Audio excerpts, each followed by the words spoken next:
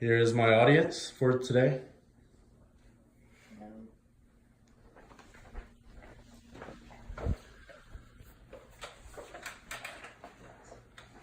So good evening, everyone. What if I told you that you could have a stake in every single NFL game of the year? Well, I'm going to introduce to you about fantasy football, round 2. So today I'm going to tell you about how I got started, how it works, and the economic impact on it. So what exactly is fantasy football? Well, according to ESPN, it is a league full in which participants serve as virtual team owners of their fantasy rosters. Dummies.com on how to start a fantasy football league notes several steps to take in order to start a league. First, you must recruit friends and family to play. Without friends and family, you can't have a league, so that is the number one step.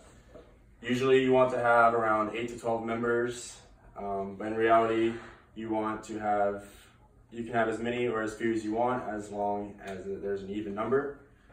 You next must then name the league and name your team. This is so that you can distinguish the teams from each other. You then want to name a commissioner. The commissioner sets the rules as well as the scoring for your league, so that is important. You then must select the draft day and find out a time where everyone can get together and draft for your league. And lastly, you must agree on an entry fee. The entry fee is collected by the commissioner and then distributed as winnings for the winner at the end of the season. So according to NFL.com, the draft is divided into rounds. So typically you draft one player each round for each, and so you want one round for each available roster spot. So if you have 15 roster spots, then you'll have 15 rounds. As far as scoring is concerned, you will go head-to-head against a player or another participant in your league each week, and the total accumulated points, whoever has more total accumulated points will win that week. Usually a touchdown is about 6 points, and there's usually 1 point given for every 10 yards as well.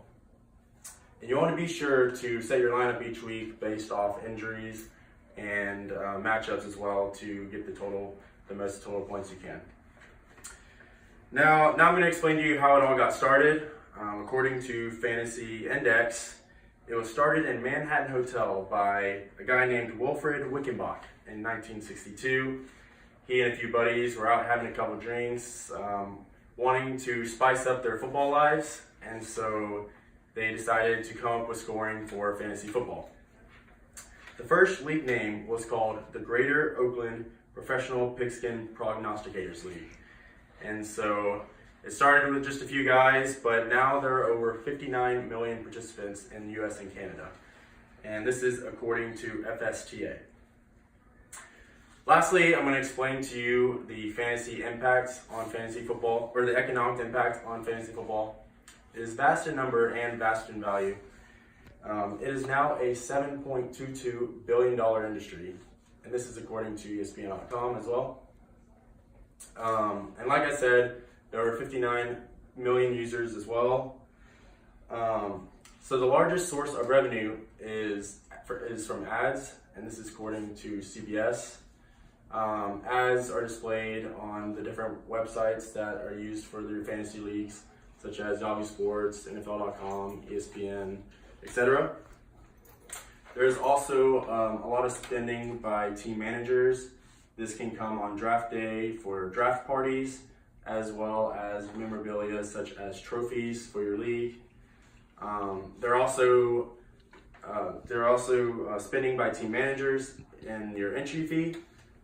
So this will be collected by the winners at the end. More people now watch NFL, and so this had a big impact on cable companies. And then lastly, a lot of people purchase their jerseys of the team players that they have, and so that's another big impact. So now that you know more about fantasy football, I hope that you either continue to play or maybe give want to give it a shot. Thank you.